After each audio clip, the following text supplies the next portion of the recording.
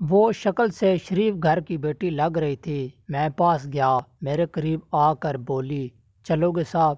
میں نے پوچھا، کتنے پیسے لوگی؟ کہنے لگی، آپ کتنے دیں گے؟ میں نے اس کی نیلی سی آنکھوں میں جھانک کر دیکھا، وہ بے بس سی تھی۔ میں نے بولا، آؤ کار میں بیٹھو۔ وہ ڈر رہی تھی۔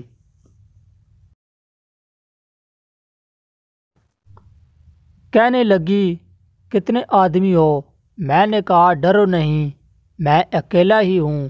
وہ خاموش بیٹھی رہی، پھر کہنے لگی، آپ مجھے سگریٹ سے اذیت تو نہیں دو گے؟ میں نے مسکرایا، بالکل بھی نہیں۔ پھر اس نے ایک لمبی سانس بھری۔ آپ میرے ساتھ کوئی ظلم تو نہیں کریں گے نا؟ آپ چاہے مجھے 500 کم دے دینا، لیکن میرے ساتھ برا نہ کرنا پلیز۔ وہ بہت خوبصورت تھی، معصومیت اس کی باتوں سے ٹپک رہی تھی۔ پھر بھی خدا جانے وہ جسم بھیجنے پر کیوں مجبور تھی۔ وہ نہیں جانتی تھی میں کون ہوں۔ میں نے پوچھا، کھانا کھایا ہے؟ کہنے لگی، نہیں۔ میں نے ہوٹل کے سامنے کار روکی۔ ہوٹل والا مجھے جانتا تھا۔ اس نے جلدی کھانا پیک کیا اور مجھے دیا۔ میں آ کر کار میں بیٹھ گیا۔ میں اپنے این جی او کی طرف چل دیا۔ چوکیدار نے دروازہ کھولا۔ میں نے کار پارک کی۔ رات کے 11 بج رہے تھے۔ سب اپنے کمرے میں سو رہے تھے۔ اس کو اپنے ایک کمرے میں لے گیا۔ وہ مسلسل میری طرف دیکھے جا رہی تھی۔ میں نے کھانا پلیٹ میں ڈالا۔ اسے کہا، ہاتھ دھو لو۔ وہ کہنے لگی، میں نے نہیں کھانا۔ میں نے پیار سے کہا، ڈرو نہیں، کچھ نہیں ہوگا۔ وہ ہاتھ دھو کر آئی، میرے سامنے بیڈ پر بیٹھ گئی، کھانا کھانے لگی۔ جب کھانا کھا لیا تو کچھ کھانا بچ گیا۔ کہنے لگی، یہ میں گھر لے جا سکتی ہوں؟ میں مسکرایا، بالکل بھی نہیں۔ وہ چپ ہو گئی، برقع اتارنے لگی۔ میں نے کہا، رک جائیں، میرے پاس آ کر بیٹھ جائیں۔ وہ حیران تھی، میری آنکھوں میں دیکھ کر بولی، جلدی سے اپنا کام کریں اور مجھے واپس چھوڑ آئیں۔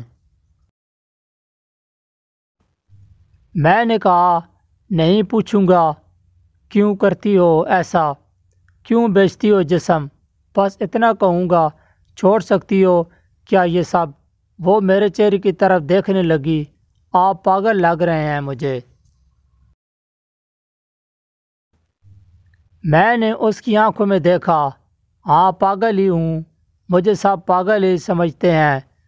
مجھے وہ کہنے لگی، اگر کچھ کرنا نہیں ہے تو مجھے واپس چھوڑ کر آؤ۔ میں نے اس کے سر پہ ہاتھ رکھا، پھر پرس سے 20,000 نکالے، اس کے ہاتھ پر رکھے۔ وہ حیران تھی، کہنے لگی، میں نے نہیں لینے، آپ کیوں دے رہے ہیں یہ پیسے مجھے؟ میں نے اس کے چہرے پر ایک تھکن محسوس کی تھی۔ وہ اپنے آنسو رو کر بیٹھی تھی، بار بار کہہ رہی تھی، مجھے بس واپس چھوڑ کر آؤ، مجھے ڈر لگ رہا ہے۔ میں نے اسے یقین دلایا، ڈرنے کی کوئی بات نہیں۔ اچھا بتاؤ نا، بہت درد دیا ہے نا زندگی نے؟ یہ سننا تھا۔ اس کی آنکھیں نم ہو گئی تھیں، جیسے کوئی قیامت گر گئی ہو اس پہ۔ خود کو محفوظ سمجھو۔ اسے جب یقین ہو گیا پریشانی والی کوئی بات نہیں تو بتانے لگی، شوہر مر گیا، 2 بیٹیاں ہیں، سسرال والوں نے نکال دیا گھر سے، ماں باپ فوت ہو چکے ہیں، بھائی کوئی ہے نہیں۔ چاچا کے گھر آئی، چاچا کے بیٹے نے میرے ساتھ زیادتی کی۔ میں نے جب چاچی کو بتایا تو سب نے مجھے غلط کہا، مجھے دھکے دے کر گھر سے نکال دیا۔ دور کے رشتہ دار نے ایک بڈھے سے میری شادی کروائی، اس کے جوان بچے تھے، اس کے بچے نے مجھے بہت ذلیل کیا۔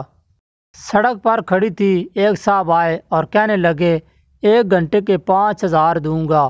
نہ چاہتے ہوئے ماں کی ممتا اولاد کی ستائی ہوئی، کیا کرتی، آخر چل دی۔ اب ہر روز جسم بیچتی ہوں، کرائے کا گھر لیا ہے، بیٹیوں کو اکیلا چھوڑ کر آتی ہوں۔ کیا کروں؟ بہت بار سوچا خودکشی کر لوں، لیکن بیٹیوں کو دیکھ کر ہمت نہیں ہوتی۔ وہ رو رہی تھی، میں زمانے کی بے حسی محسوس کر رہا تھا۔ کار میں بٹھایا، اس کے گھر پہنچا، بیٹیاں سوئی ہوئی تھیں، بہت پیاری تھیں، گود میں اٹھایا، دل کو سکون ملا۔ وہ مسلسل روئے جا رہی تھی، مجھے کہنے لگی، آپ فرشتے ہیں۔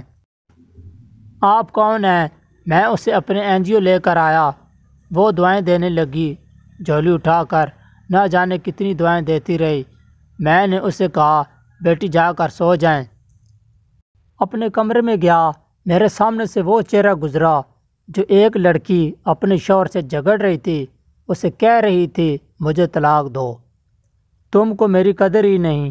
وہ اپنا گھر جلا رہی تھی اپنی بے وقوفی کی وجہ سے۔ وہ بیچاری کیا جانے زمانے کی تلخیاں کیا ہوتی ہیں، زمانے کا ڈسنا کیا ہوتا ہے۔ میں بتانا چاہتا تھا، اپنا گھر جان بوجھ کر اجالنے والی لڑکیوں کو طلاقیں لینا آسان ہے، اس کے بعد جینا موت ہے۔ کبھی ساس کا رونا، کبھی نند کا سیاپا، کبھی جیٹھانی سے لڑائی، یہ ہر گھر کی بات ہے۔ اس کا ہرگز مطلب طلاق لینا یا گھر اجاڑنا نہیں ہے۔ کم عمری میں ہی میرے سر کے بال سفید ہو گئے ہیں۔ ہزاروں آنکھوں کے آنسو دیکھ کر اپنے گھروں کو آباد رکھو۔ ہم سفر کیسا بھی ہے، وہ تمہاری ڈھال ہے۔ شادی کے بعد سگے بھائی سے خرچہ لینا بھی بھیک مانگنے جیسا لگتا ہے۔ میری باتیں وہ عورتیں سمجھ سکتی ہیں جن پر ایسا کچھ گزرا ہے۔ ہم سفر جیسا بھی ہے، وہ تمہارا لباس ہے۔ یاد رکھنا، زمانے کے لیے تم صرف ایک گوشت کا ٹکڑا ہو۔ وہ زمانے گزرے، مدت ہوئی جب رشتوں کا پاس رکھا جاتا تھا۔ آپ رشتوں سے کھیلا جا سکتا ہے، حوث پوری کی جا سکتی ہے، پھر پھینک دیا جاتا ہے۔ ہاں، قسمت میں لکھا ہم بدل نہیں سکتے، لیکن قسمت ہم خود لکھ بھی سکتے ہیں، صبر و برداشت اور جھک کر۔ نہ جانے کتنی عورتیں صرف اس لیے گھر اجاڑ لیتی ہیں کہ اس کا شوہر اس کو ٹائم نہیں دیتا۔ ہاں، یہ شکوہ کرنا درست ہے، لیکن کیا گارنٹی ہے کہ اس کے بعد زندگی میں آنے والا اس سے بھی زیادہ برا ہو۔ بس آخر ایک بات کہوں گا، اگر تم کو پیٹ بھرنے کے لیے چار دیواری سے باہر نہیں جانا پڑ رہا، اگر تم کو جسم نہیں بیچنا پڑ رہا، اگر تمہارے سر پر چادر ہے، اگر لوگ تمہارا سودا نہیں کرتے، اگر لوگ تم کو ویشیا نہیں کہتے، اگر تمہارا دامن پاکیزہ ہے، اگر تم رات کو محفوظ پناہ گاہ میں سوتی ہو، تو نہ کرنا اپنا برباد آشیانہ، ورنہ رون دی جاؤ گی، نوچ لی جاؤ گی۔ جو طلاق لیے بیٹھی ہیں، پوچھو ان سے، سوچ رہی ہوتی ہیں، نہ جانے کتنے بچوں کے باپ کی ہم سفر بنوں گی، نہ جانے وہ کیسا سلوک کرے گا، اور پھر ساری زندگی یہ طعنہ سنتے گزر جاتی ہے، اتنی ہی اچھی ہوتی تو طلاق کیوں لیتی۔ خیر، وہ لڑکی الحمدللہ محفوظ ہے، لیکن وہ روتی ہے زمانے کی بے حسی پہ۔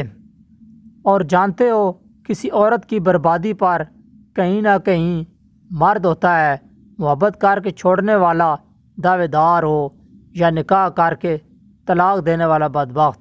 عورت خدا کی قسم میرے معاشرے کی زنجیروں میں جکڑی ہوئی ایک قیدی ہے۔ ناظرین، اس ویڈیو کو لائک اور شیئر کریں اور چینل کو ضرور سبسکرائب کریں تاکہ آپ کو ہماری ہر نئی آنے والی ویڈیو کا نوٹیفیکیشن بر وقت ملتا رہے۔ تو ملتے ہیں کسی اور نیکسٹ ویڈیو میں، تب تک کے لیے اللہ نگہبان۔